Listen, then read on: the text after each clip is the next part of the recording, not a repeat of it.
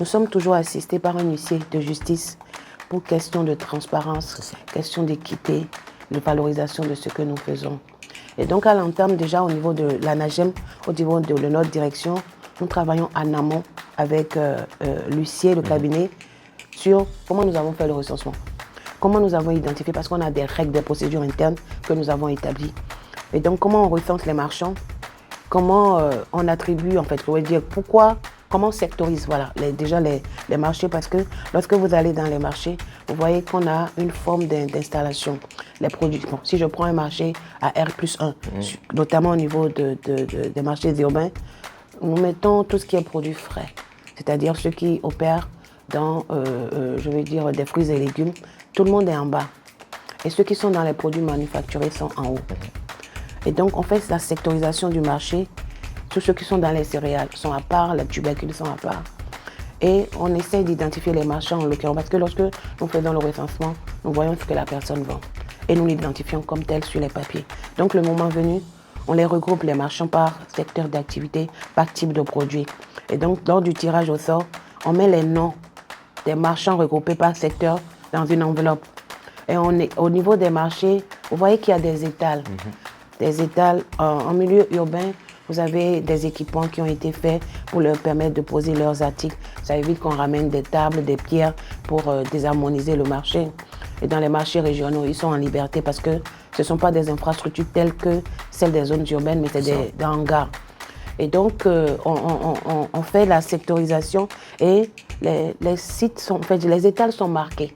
On a une nomenclature et on a des numéros qu'on inscrit avant l'ouverture du marché.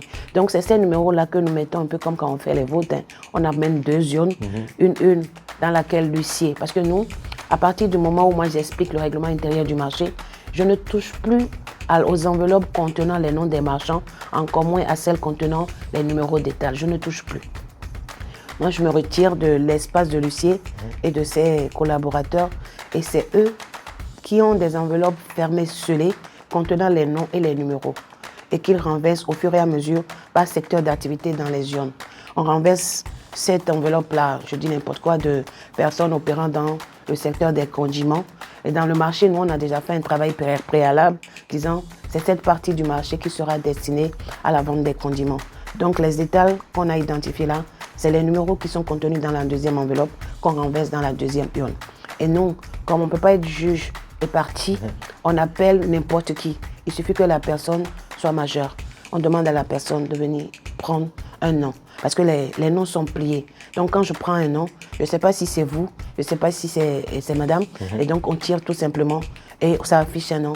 Et en même temps, on demande à la personne de tirer dans le deuxième bac qui comporte les numéros d'étal. Donc la personne prend le numéro d'étal. Cela signifie que quoi? Le numéro d'étal qui a été tiré, à ça correspond le nom du marchand également qui a été tiré. C'est ça. Si vous êtes tiré devant, vous resterez devant. Si vous êtes tiré au milieu, vous y resterez. Si vous êtes tiré à l'arrière, vous resterez. C'est simplement comme ça que nous faisons. Et au thème du tirage au sort, nous ne touchons toujours à rien au niveau de l'ANAGEM. L'huissier part avec tous les éléments. Au fur et à mesure qu'ils finissent, ils réagrafent parce qu'ils viennent en équipe. Ils partent avec les supports et après, ils nous font un PV pour expliquer le nombre d'enveloppes soumises, le nombre de tirages effectués, les conclusions.